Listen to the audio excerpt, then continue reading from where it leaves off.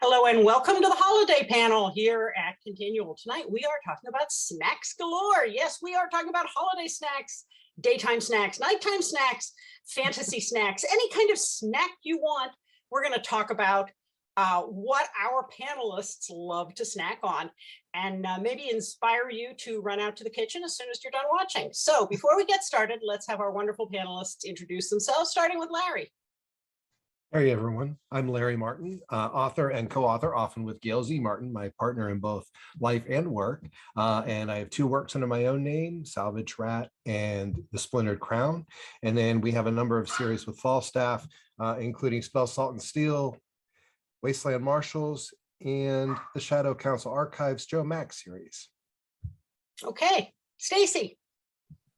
Hi, I'm Stacey Wallace. I'm also Stacey Wallace Benefiel and Roxy Clark, and I write romance, sweet, contemporary, paranormal, all of those. Very nice. Gabbi. My name is Gabbi Gray. I write gay romances, and under my pen name Gabbi Black, I write dark erotic BDSM romances. Okay, Jeanne. I'm Jeanne Adams. I write urban fantasy, paranormal romantic suspense, romantic suspense, and space adventure with my co-panelist, Nancy Northcott. And Nancy. And I'm Nancy Northcott. I write historical fantasy for Falstaff Books, and I independently publish romantic suspense, romantic spy adventure, paranormal romance, and with Jeanne, the Outcast Station science fiction adventure / mystery / whatever we feel like series. And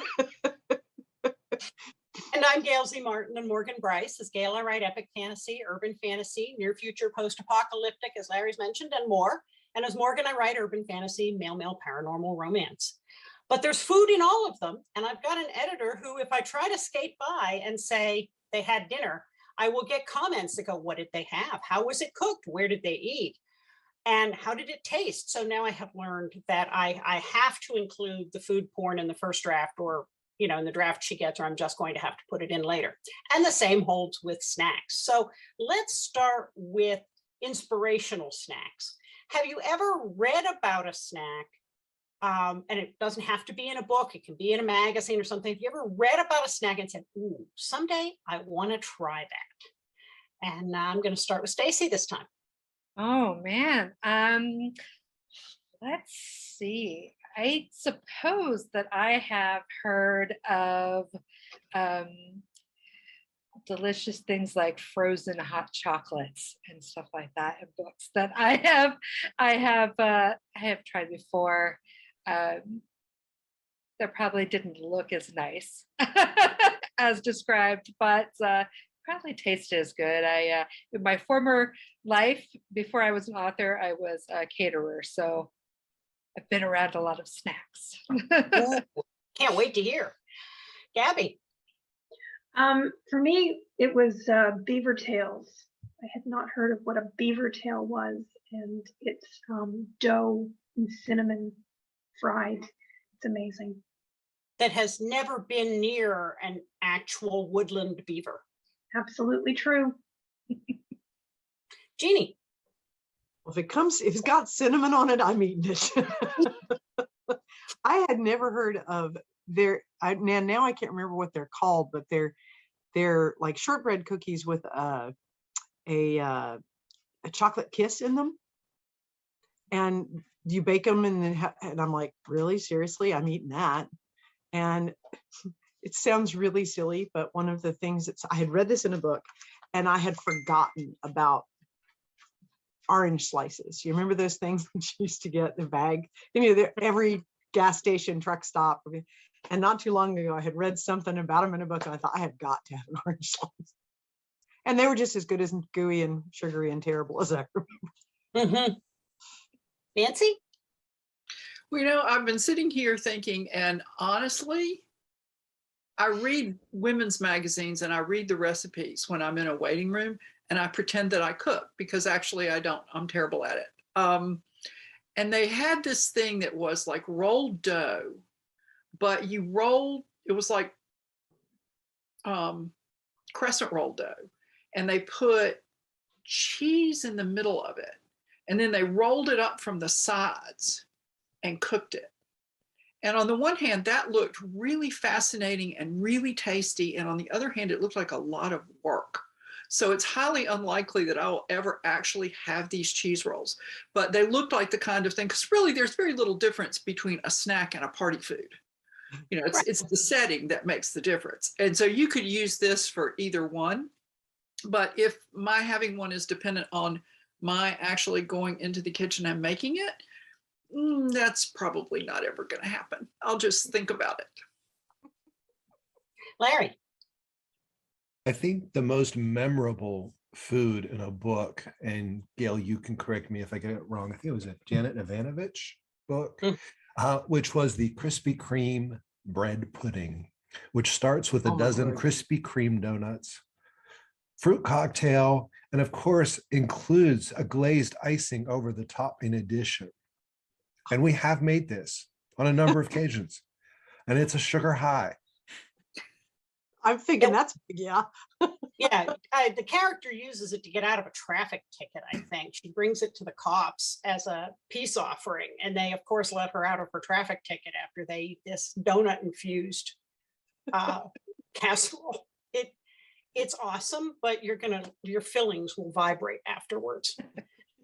I think for me, the most adventurous one that I remember reading about as a kid was escargot, because, you know, my little corner of northwestern Pennsylvania did not serve escargot. And so that just, after I learned how to pronounce it, that it wasn't escargot, I was very intrigued by that, and finally got to eat it many, many years later as an appetizer at Epcot. And I personally liked it, but your mileage may vary. I think the most disappointing version of a snack was foisted on me by the Nancy Drew cookbook when I was in middle school. And it was a recipe to make, purportedly, baklava. However, instead of phyllo dough, which was not as readily available back then, it had you using corn tortillas. Ew. Yes, I used a whole lot of honey and a whole lot of corn tortillas. And it really put me off trying the real thing for many years, until I realized phyllo dough is completely different. So you have to be careful on some of these recipes, because you could be missing out on a really good thing if you get a bad recipe. Or you could So- be making a Jello mold with weird crap in it. One of those old recipes. I went over to my friend's grandma's house one time, and she served that. She served like a Jello mold every time the kids came over, because she thought that they loved it. But it had like pomegranate seeds and lettuce in it, and some sort of like mayonnaise-y sauce. I don't know where that the things our moms and grandmoms did with gelatin is really kind of criminal. Yeah. Well, Larry, your mom kind of did that with, wasn't it bananas in the Jello with your dad? Yeah, it wasn't any weird vegetables, but for a number of years, she had made Jello and always made sure to put bananas in it, because my dad loved them. I was probably a freshman in college when I said, you know, Mom, I really don't like bananas in the Jello. Can we do it without? And she's, but your dad, I don't like it either. Oops. And he had eaten it for, well, longer than me. Decades. Yep. Aw. The secret to a long marriage. Gabbi, any thoughts on snacks that you always wanted to try, or ones that you have tried and would really recommend? I had to bring it. Okay. Ooh, It's what is? It is a cranberry bliss bar, and here's where I do the product endorsement. It's from Starbucks. And I didn't think I was a fan of cranberries. So the first few times I saw it, I didn't try it. And then one day I was desperate and I tried it. So I have to tell you, it's a blonde cake with dried cranberries topped with cream cheese icing orange drizzle and more dried cranberries. And let me tell you, it's amazing. And so my treat every year at Christmas is to buy myself a little tray and work my way through them. That is totally understandable. Sounds yeah. Jeanne, That's how about you? my guilty pleasure for that kind of thing is here at Christmas time, they always have them are those big trays. They're trays of baklava in various forms and, you know, rolled and cut and diamonds and things like that. And it, as you pointed out earlier, Gail, has enough sugar in it to vibrate your fillings. But you know, one a day, I limit myself to one a day. I just love baklava, and it's one of my favorite, you know, treats that you sort of guilty pleasures that. That and fudge. Christmas time is like when my mother used to make fudge, and she'd make an enormous pan of it, and she'd make half of it with pecans and half of it without, because my father and one of my brothers don't like nuts in their fudge, and the rest of us did. So that was the other big holiday treat. How about you, Nancy? My mom made the best fudge, and she made it. The recipe was on the marshmallow cream jar. And she made that fudge I mean, one year she decided to deviate and make the fudge green with pineapple and called it Hawaiian fudge. And really, no, I mean, fudge is one of those things you really shouldn't tamper with. That's Grinch fudge. Yeah, I mean, it was very disappointing to me that I have never been able to make it, even though, you know, the recipe's right there, because I've never mastered the soft ball stage. You know, for people who have never tried to make fudge, you put some of the mixture in cold water and it's supposed to form a soft ball. And mine just forms sludge. So I'll never be able to make the fudge. Well, then you'll never be tempted to diet green either. So, well, I can guarantee you I would never be tempted to diet green. And I mean, it didn't even have any chocolate in it. It was just marshmallow stuff with sugar stuff and green stuff and pineapple. And it's, you know, maybe we should have someone on Outcast Station eat that. It's kind of Outcast Station-y, outer space. Fudge and marshmallows, yeah. It's just, I mean, green. She thought she was so inspired, and really it was just. How about you, Larry? I think the guilty pleasure I would put out is chocolate covered peanuts. Because I remember as a kid, my mom used to buy Brock's chocolate covered peanuts, and I'd steal them because they frequently entertained. So they were always around. But now I can make my own, and it's super easy. It's a bag of semi-sweet chocolate, a bag of butterscotch chips, and a can of peanuts. And you're set for chocolate covered peanuts. Go to town. Yeah, they're good too. Stacey? Have you all had my mom calls it Christmas crack, but it's the like the saltine crackers with the toffee and chocolate. Oh my gosh, so easy to make and so good. Yeah, that's right up there with the 7-layer cookie bar things. They're just, you can't stop with one. Those are my favorite. I was gonna bring those up for sure. She always makes those for me too. We have like I have an awful sweet tooth, so my mom always makes me all kinds of treats because I can't make it at my house, or I'll eat the whole tray for sure. Yeah, I think, you know, Gabbi mentioned Starbucks, and the thing that tempts me at Starbucks are those cake pops. I know they're ridiculously overpriced, but they're so moist on the inside, and you can rationalize it by saying it's only 1 or 2 bites, so it can't be that bad for you. But those are a treat. And anytime I can get either lemon bars or raspberry bars, there used to be an independent coffee shop near here that sold really good raspberry bars. And my oldest daughter and I would stop there on the way back from something and get those. And that was kind of a little treat, but they're not around anymore. So I have not found my source for raspberry bars, but those are really good. Can I just add something? Yeah. I was at Panera on Friday and they had lemon cookies. And I'm telling you, those lemon cookies were awesome. So, I mean, I thought about getting one to eat in the car, but what saved me is they had powdered sugar on them, and I could see that becoming a disaster between there and home. But so just putting in a bid for Panera lemon cookies there. Yeah. Those are good. And you're right. The, one bite and the powdered sugar is now all over you and the car and everything within a 30-mile radius. Yeah. It's I don't kind know. of, They sound so good though. That might be worth it. Or you just say to your dog, hey, come and Yeah. she'll Come help me with take this care of little any problem. powdered sugar. She's good. Yeah. The powdered sugar reminds me of what Stacey was talking about, the 7-layer cookies. My aunt used to make trays of all different kinds, including baklava. And there was one cookie she had that sort of looked like the pecan shortbread round with the powdered sugar, but it was chocolate Ooh, and yummy. coconut and nuts. And it was last year, I finally contacted her, I said, can I have the recipe?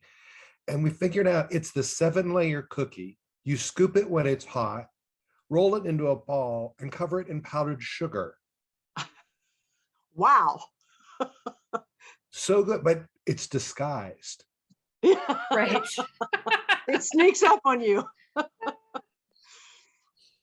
so back in the day when we had offices and office parties, people would often, fill the whole break room or conference room with snacks. What was your go-to snack to take if you were going to take an appetizer to a work party or a Super Bowl party or any kind of event? Jeannie? Oh gosh, I love to cook, so I would make all kinds of things. But one of the things we always called Christmas crack is that Rice Krispie Chex Mix, salty, sweet mix that everybody talks about around the holidays. That disappears like it is crack. I always make, Nancy was talking about crescent rolls. You can take an apple slice, and the Honey Crisps are really good, but you separate it out like you're going to roll up the crescent roll into the triangles, and you sprinkle it with brown sugar and cinnamon, and you put an apple slice in it, roll it up and bake it. And they're almost like little hand pies or that kind of pie. So I take those all the time, and those get gobbled up. And gosh, what are the other things I used to do? I used to do all sorts of things for corporate stuff because, like I said, I like to cook, but pigs in a blanket, those kind of things. And I'd make those by hand, so those were fun too. Okay, Nancy? Well, there was a Krispy Kreme really near my office. And so sometimes if I was in a hurry, I would just swing through the Krispy Kreme drive-through, and we had a big office. So I would get like 5 dozen of the glazed Krispy Kreme donuts because, hey, those are classics. And if you put them in a microwave, it's just like they're fresh. But when I actually had the time to fix something, it has to be something easy. So I would take cream cheese and buy chopped green and black olives and mix it in it and take Triscuits.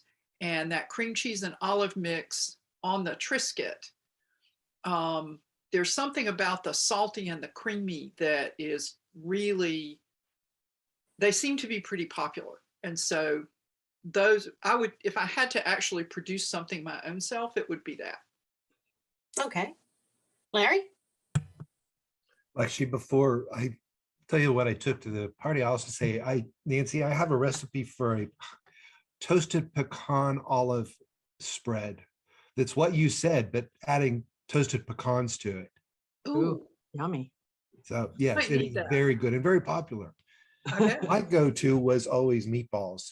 Same aunt's recipe, but once I made it, I was always required to bring a crock pot of meatballs, which is sort of in a base of chili sauce, brown sugar, and vinegar. So are sort of sweet and sour, and especially once they caramelize after they've been sitting in the crock pot. Yeah. Yeah, that's a crowd pleaser. Mhm. Mm-hmm. Stacey? My go-to is stuffed mushrooms. yummy. The ones that I like to make have sausage and apple and gorgonzola cheese in them. And I don't so much, I kind of stuff the mushrooms, but each mushroom gets a little bit, and then I just put the rest of the filling on top, and everyone just eats the filling with like bread too. The plate is always empty in like 5 minutes when I bring those. So yeah, those are my definite go-to. I also really like to make a sweet gorgonzola dip. Gorgonzola and brown sugar and heavy cream just whipped Wow. together. It's so delicious and kind of a weird one that you don't see very often. Okay, Gabby? I was gonna go with meatballs, but Larry beat me to it. Although I didn't make mine, I just bought President's Choice from the local grocery store and cooked them all up and made it look like I'd been invested in the whole thing. The other thing I did, which again did not come from me because I'm less competent in the kitchen than Nancy is, I did the 7-layer dip. So the guacamole, the sour cream, the salsa sauce, the cheese, the onions, the chives, and I'm missing a layer, but you know what I'm talking about. Yeah, that's always good, especially with some tortilla chips. I mean, that's hard to beat. For me, I love cream cheese. No matter what you do to cream cheese, I've never had anything that I wouldn't eat if it had cream cheese in it. So the two of my favorites that I like to bring, one was a hot crab dip, which was cream yum. cheese and I think a little lemon juice and lump crab and I think some cheese melted on top. And with crackers, it seemed kind of fancy, but it was really easy to make. The other one is cream cheese with some chopped onion and a drained can of chicken. Same sort of thing, chicken ball, also really good on Triscuits, and I could just sit down and eat the whole thing myself. But the one that really went over well, especially, was I got it off a postcard from a real estate agent that showed up in my mailbox and said, "Oh, I'm never going to hire the real estate agent, but this recipe looks really good." And it was a vegetable pizza. So you used crescent rolls for the dough and spread the crescent rolls, unrolled them and spread the crescent rolls out over a sheet pan. Covered it with cream cheese that had been mixed with dry Hidden Valley Ranch, the powdered stuff. So it had a little more than, it was jazzier than just cream cheese. And then you cut up into small bites, whatever kind of vegetables you wanted to put on the top, peppers, broccoli, carrots, whatever. And you bake the crust first, and then you spread the cream cheese and put the vegetables on it. So it was a cold appetizer, but it was really good and very filling and super easy. So that postcard from the real estate agent is still in our recipe box, and I have made that many, many times. Yeah, cream cheese is one of those go-to things to have in the refrigerator because you can do just about anything with it. And so you can spread a can of chili sauce over it and salsa and different things, and you can do it sweet, you can do it savory. It's always something you can do. And having crackers around, Yeah, you're ready for the ball game. Well, one of those quintessential Southern things is a smear of cream cheese on a cracker with some red pepper jelly on top. Yeah. And that is deceptively good for being as easy as it is. Yeah. That and pimento cheese on Ritz crackers with, like an olive or something like that. That'll make you slappy pappy. Yeah. I asked some of my fans what their contribution was, what they would pick, and one of them was like cheese. Anything cheese, just cheese. Yeah. Cheese ball is the best because that's the most amount of cheese that you can get per square footage, but any cheese. I thought, I like your fans. I'm with them. If it involves cheese. Yeah, one of our daughters ate an entire container of Trader Joe's pub cheese once, and her comment was, "Oh Lord." In my defense, I was left unsupervised with cheese. She's totally my daughter. I completely get that. So Nancy, if you're out at a restaurant that has a great appetizer menu, what are you going to look for first? What are your go-tos? Well, usually something high in fat and or sugar. Or well, so usually, but one of the most interesting appetizers we had, I was talking about this to a friend today, was at Ralph Brennan's Jazz Kitchen in downtown Disney. I've never seen it offered anywhere else. And we just ended up there because we had gotten to California about 7 o'clock, but for our bodies, it was 10 o'clock. And so we're just looking for a place where they didn't say, well, it'll be a 45-minute wait, because, you know, we wanted to eat and go to bed. And so we had never been there before, and we tried it. And the waiter was recommending the appetizer of the day, which was crawfish egg rolls. Now, I used to pull crawfish out of the creek in the woods with my friend Evelyn when I was little. And I was not at all sure that I wanted to be actually eating this creature that I remember pulling out of the creek. But we ended up trying an order of them, and they were really good. I have no idea how you make them, and I've never seen them offered anywhere else. And if I did have any idea how to make them, I wouldn't do it because they would be not recognizable. But they were really good, just for future reference. Okay, Larry? Probably the first one I look for is spinach and artichoke dip.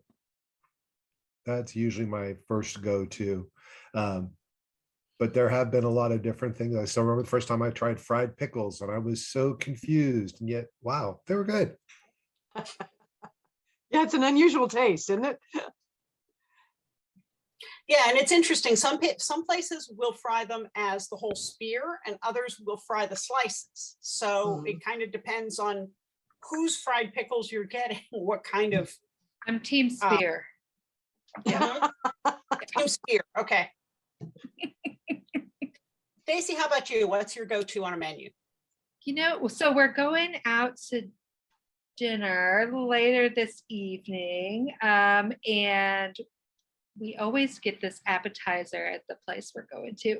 It's like warm Cambozola cheese, and then there's like fig jam and little crostini, and it's just, I don't know, I might mention gorgonzola in like every single thing I talk about this whole time, but Won't hurt our feelings. yeah, we always get that. In fact, we were like trying to figure out where to go for dinner tonight, and we were like, we haven't had that in a really long time. So yeah.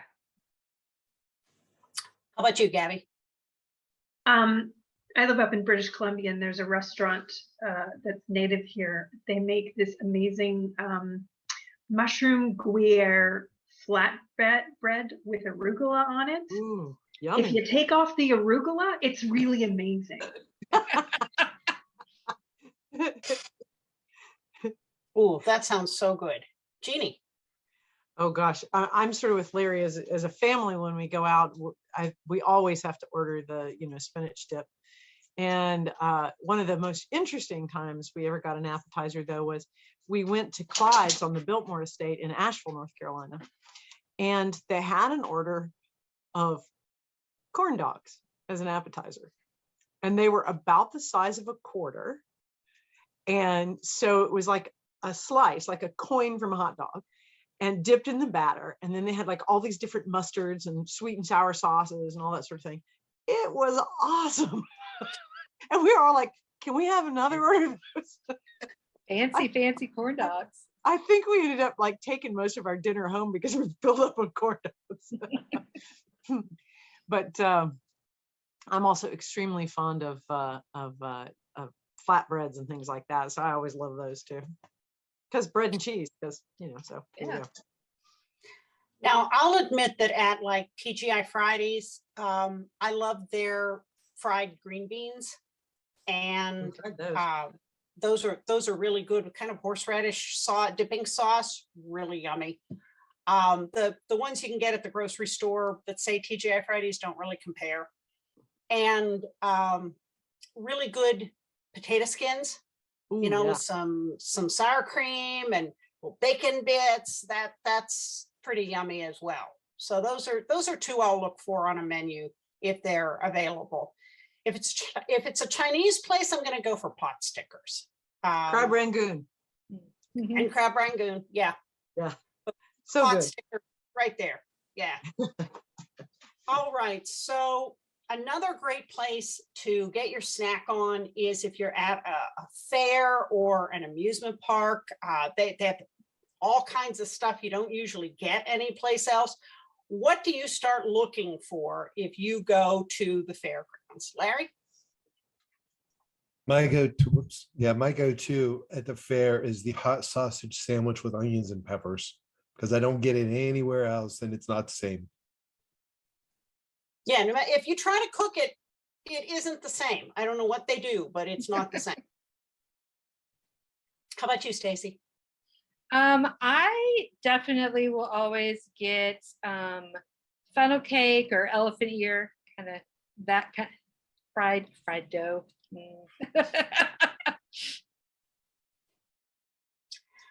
Gabby? Oh, cotton candy, because I don't get it anywhere else. It's got to be cotton candy. And you know, you guys can list more than one because there's so much good stuff at the fair. I always identified with Templeton the Rat in Charlotte's Web, that he does this whole song about all the stuff you can eat at the fair, and I was right there with him. Jeannie? Oh gosh, I absolutely love fried dough. I love the Belgian waffles. I tried a fried Mars bar once, and it was just way too much. I was like, "Whoa, sugar coma!" But yeah, fair food is just awesome, and I can't do the sandwiches like Larry was talking about, although they smell divine.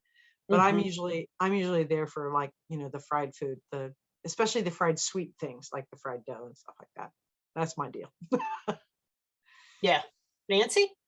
Well, it used to be cotton candy because I love pulling it apart and I love the way it dissolves when you put it in your mouth.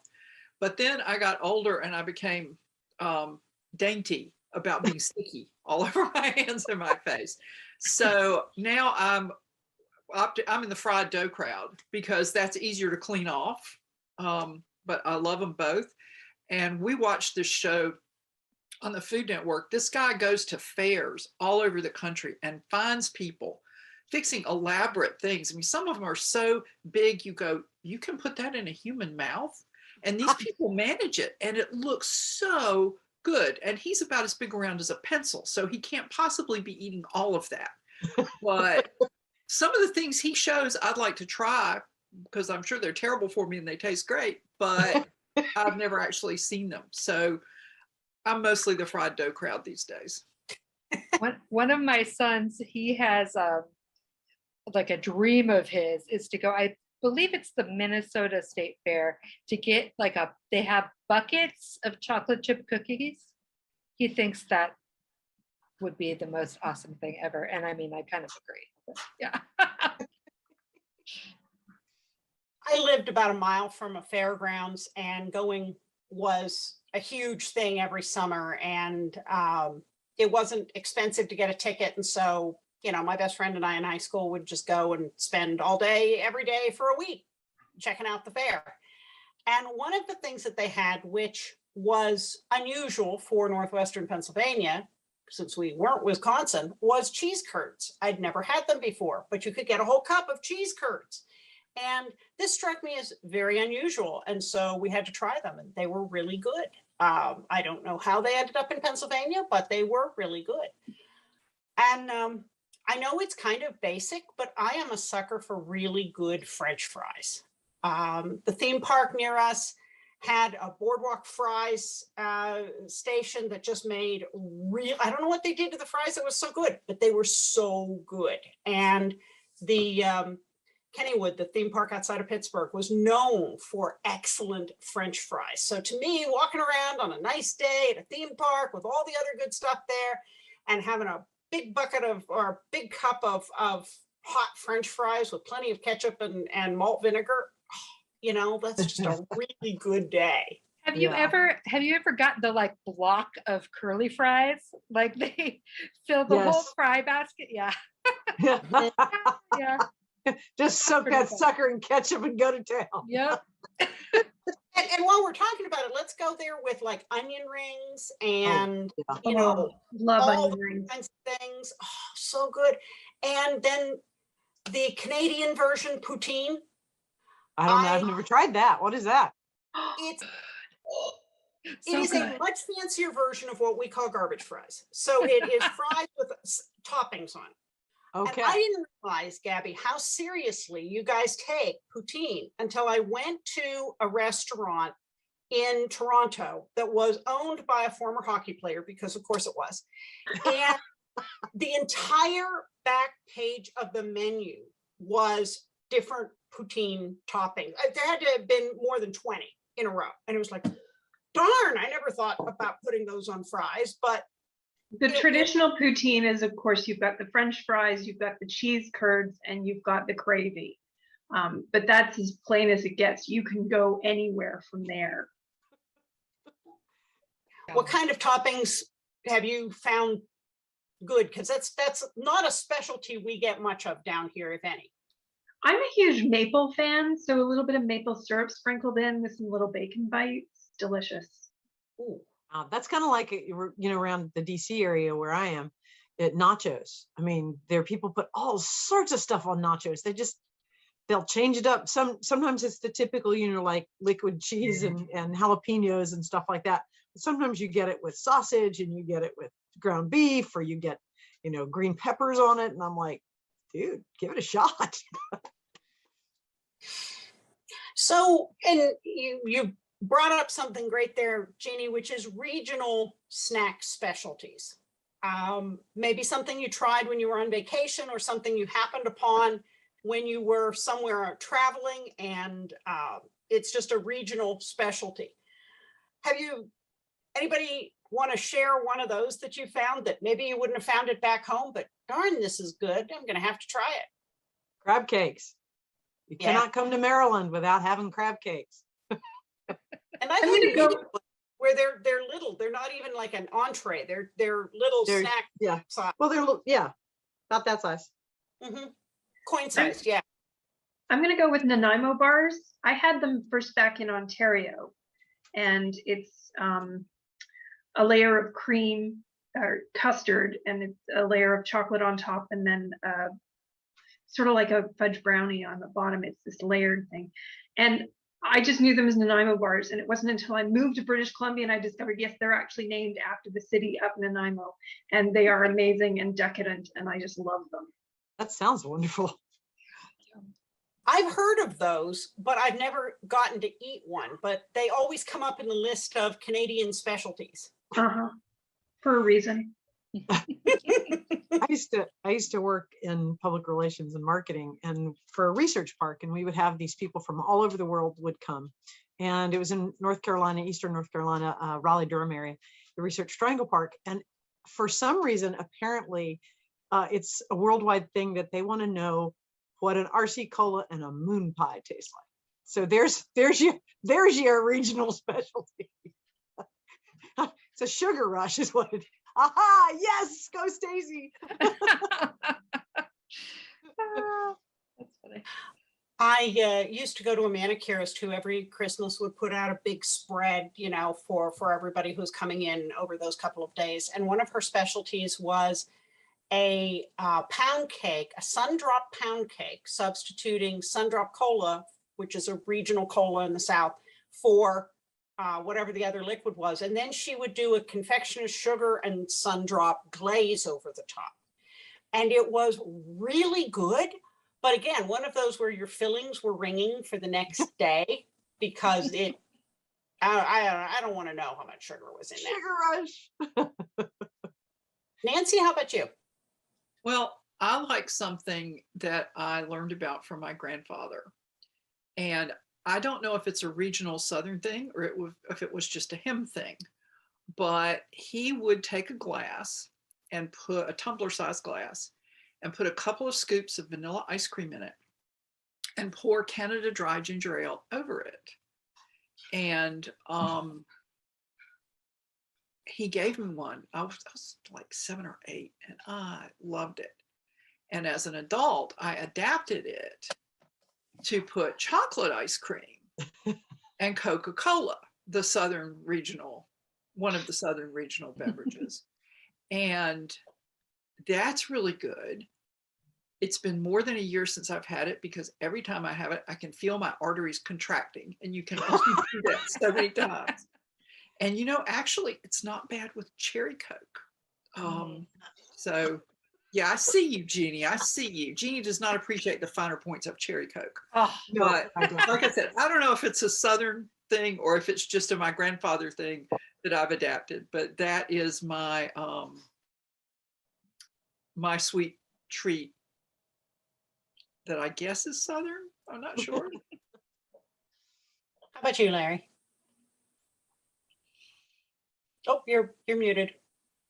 Jeannie reminded me of this one when she's talking about nachos, and it's not the Scotland version, just so we're clear, but the Hawaii version with ahi tuna. Ooh, I yummy. was really surprised how much I liked ahi tuna after that vacation, because never thought of putting it on tacos, or nachos, but it worked.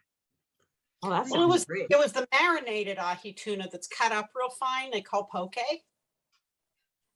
and Yummy. that's what they put on the nachos. I was going to say that. You just stole that right off my list. Well, you can talk about the ones you like that none of the rest of us would eat in Scotland. The haggis nachos. They're Well, you're in awesome. Scotland, haggis, nachos. Why not? You know, Haggis is awesome. Well, I'll Haggis tell is- you one of the things I'm studying in Scotland this year, and although I'm at home for the holidays, one of the great things is scones. Oh my word. Mhm. They'll knock you over. They're so good. But what were you going to say, Gail? oh no, I was agreeing. Stacey, how about you? The first thing that comes to mind is, so I grew up in Missouri, but I've lived in Oregon for the past 20 years or so, and I never had this until I moved out here, but jicama with jicama slices with lime juice and tahini, the like kind of salty, limey seasoning. It's yummy and really easy. Yeah. I like that. And gosh. Oh, I had another one. I just forgot it though. Well, chime in when you think of it. I was going to mention that same vacation when we had the poke nachos. They also gave us Brussels sprouts that had not only bacon but kimchi with them, and oh my gosh, they are one of the two best Brussels sprouts recipes I've ever had in my life. I don't know what else might have been with them besides the bacon and the kimchi, but oh man, was that good. So there you go. I'm Something you glad can- to know it's good because it sounds horrible. Oh, I think it sounds delicious. I like all those things. Yeah, sometimes that's it. You look at it, and even if you haven't had it before, you go, well, I like all the ingredients. So if you put them together, what are the odds that I'm not going to like it? Sometimes you win, sometimes you lose. Now, anybody who has moved around, either from where you grew up or have moved several times, are there any regional foods that you've just got to go back and buy when you go back to visit or find yourself going through that area that you can't get anywhere else? Gabbi?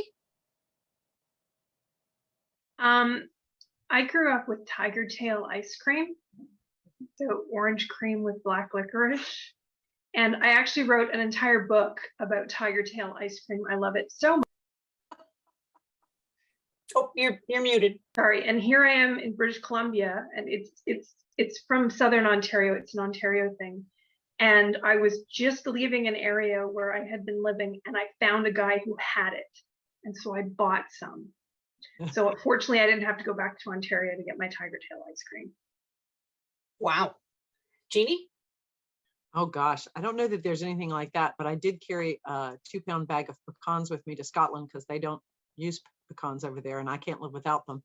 And I used to, when I moved up here to Maryland, DC, every time I went home, I'd buy a bag of white lily flour because it's baking flour and they don't carry it up here in the DC area. But there weren't any really, oh wait, there is, yes, grits. But they're not a snack food. You want to make whenever I get super homesick, because I grew up in North Carolina, and when I ever get super homesick, my husband will take me to this wonderful place on 15th Street in DC. It's called Georgia Brown's, and they serve collards and they serve grits and they serve hot Southern cuisine. So if I'm ever feeling really super homesick, Ralph will be like, "Come on, let's go." How about you, Nancy? You know, I've lived most of my life in North Carolina. So I haven't really moved around a lot, but my husband grew up in the Rocky Mountains. And this is not a food that he is fond of. But it strikes me as distinctively regional, and they do serve it as an appetizer, and they're called Rocky Mountain oysters. And they are part of what we could politely call the package of a buffalo. And just the idea of that is like, I'm never eating that. If I were starving and that were my only choice, I would eat that. But conceptually, I find that troubling. But it is clearly a regional food.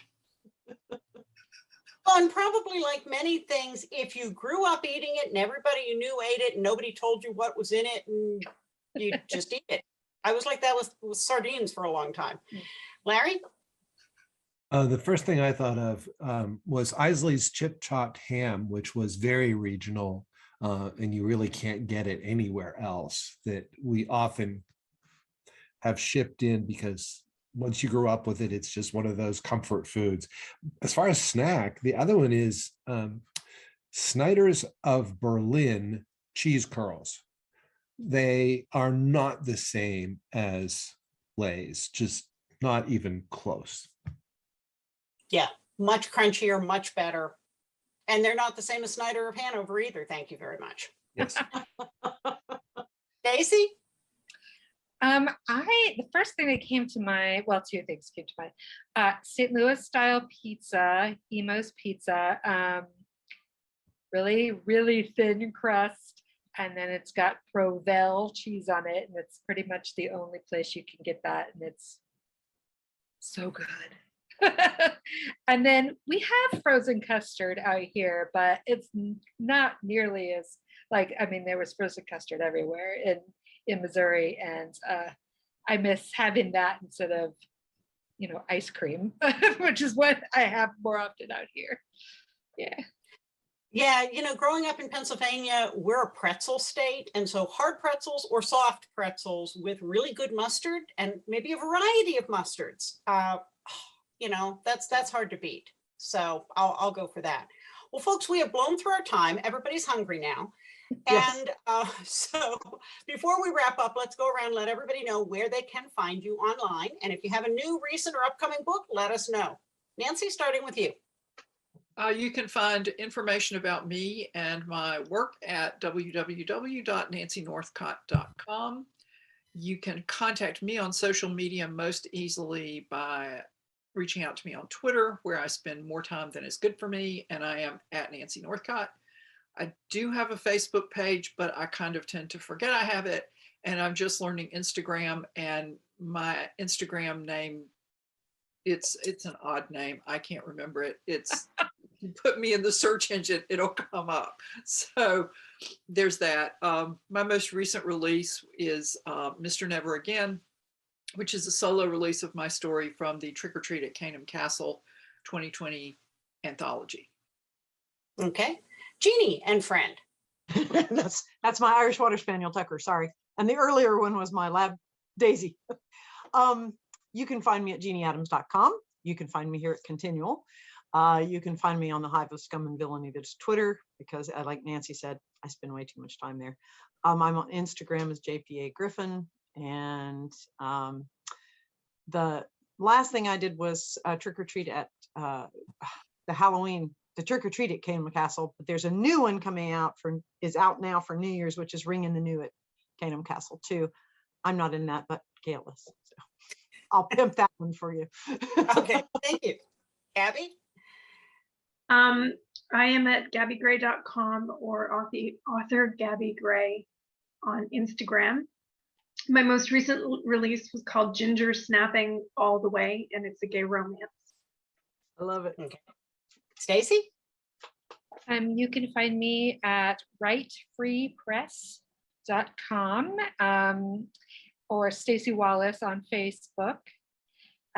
My most recent release was I'll Be His for Christmas, a contemporary holiday romance.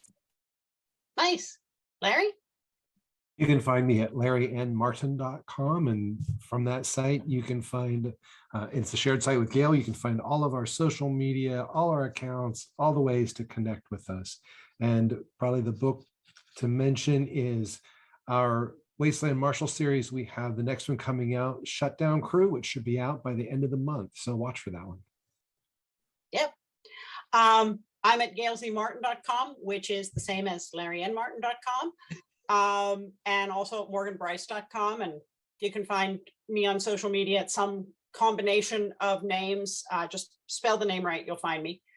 As Larry mentioned, Shutdown Crew is the newest book, along with Ring in the New at Canham Castle, which is a collection of novellas written by multiple authors, all set in the same fictional castle in England, and this time for New Year's Eve. And that is brand new this month and a lot of fun. So thank you all so much for being with us. And thanks to all of you for watching and listening. There'll be more holiday goodness here on ConTinual, so we'll see you online.